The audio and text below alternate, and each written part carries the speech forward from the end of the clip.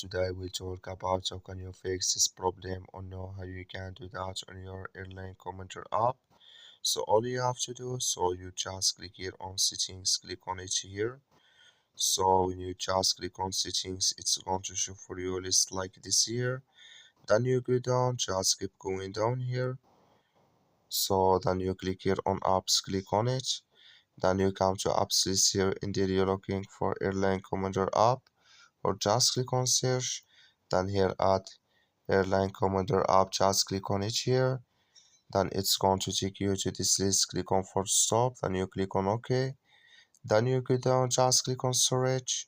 Come to storage list here. Just click on clear cache. Then all you have to do. So you just go to your Play Store. Click here on Play Store. Search here for Airline Commander app. It's going to show for you like this. You will find here update. Click on it, and it's going to work with you. That's all you have to do. Thank you for watching. Don't forget to support us by liking and subscribe.